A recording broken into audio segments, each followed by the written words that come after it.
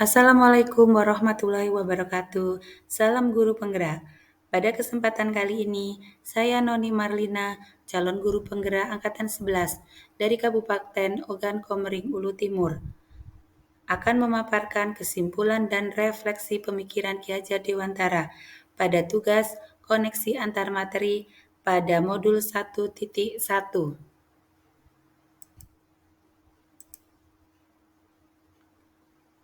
Menurut Ki Hajar Dewantara, pengajaran adalah bagian dari pendidikan. Pengajaran merupakan proses pendidikan dalam memberi ilmu atau berfaedah untuk kecakapan hidup secara lahir dan batin. Sedangkan pendidikan memberi tuntunan terhadap segala kekuatan kodrat yang dimiliki anak agar ia mampu mencapai keselamatan dan kebahagiaan yang setinggi-tingginya, baik sebagai anggota seorang manusia maupun sebagai anggota masyarakat.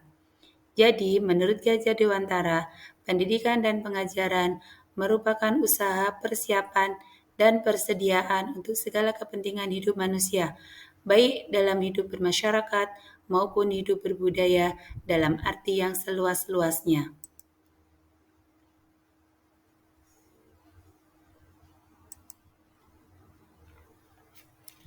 Sebelum mempelajari modul 1.1 tentang pemikiran Ki Hajar Dewantara, pembelajaran yang saya lakukan adalah yang pertama, pembelajaran yang berpusat pada guru atau teacher center. Maksudnya di sini adalah dalam pembelajaran saya terlalu banyak ceramah dan siswa hanya duduk diam dan mendengarkan. Yang kedua, guru kurang memahami karakteristik anak. Saya cenderung menyamaratakan kemampuan anak dengan menyamaratakan pembelajaran sesuai dengan zona nyaman saya, tanpa memperhatikan perbedaan anak.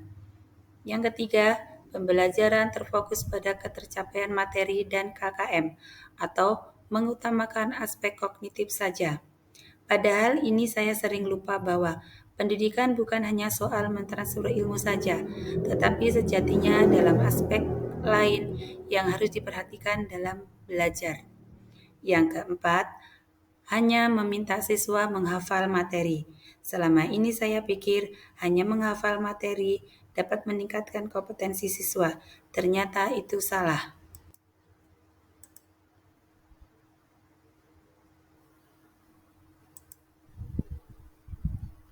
Setelah saya mempelajari modul 1.1 tentang pemikiran Ki Hajar Dewantara, apa yang saya pikirkan dan saya lakukan selama ini tidak tepat. Seharusnya ada dua perubahan yang harus saya lakukan, yaitu merubah pikiran.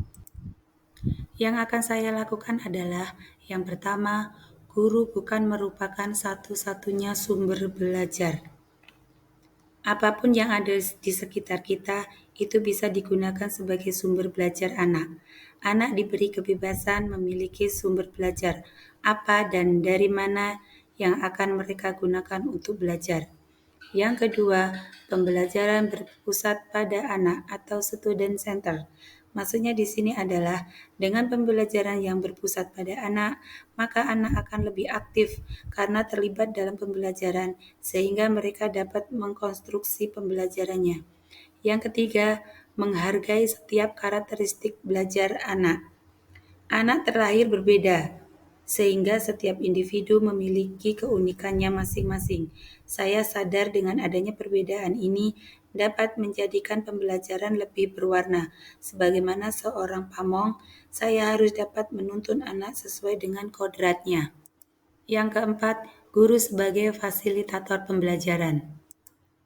Selain itu, setelah mempelajari modul 1.1 tentang pemikiran Ki Hajar Dewantara dapat merubah perilaku saya yang antara lain, yang pertama, mengemas pembelajaran secara menarik agar motivasi belajar siswa meningkat.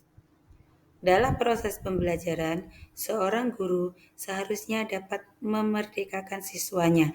Salah satu contohnya yaitu memberikan kebebasan kepada anak untuk menyelesaikan setiap tugas sesuai dengan minat, bakat, dan kreativitasnya masing-masing. Yang ketiga, lebih cermat melihat bakat anak atau menuntun sesuai kodratnya.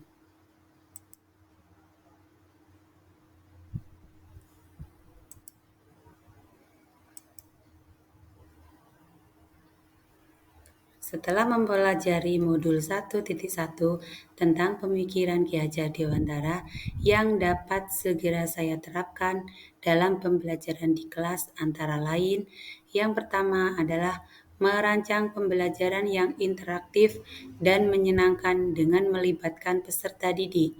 Yang kedua, menerapkan pembelajaran berbasis kearifan lokal dan budaya setempat. Hal ini penting kita terapkan kepada anak saat ini, mengingat perkembangan iptek yang banyak sekali anak-anak yang hilang nilai-nilai budayanya. Dan di sini saya sebagai seorang guru berusaha menerapkan materi dengan mengaitkan terhadap kehidupan sehari-hari anak sesuai dengan kearifan lokal, sesuai dengan budaya setempat.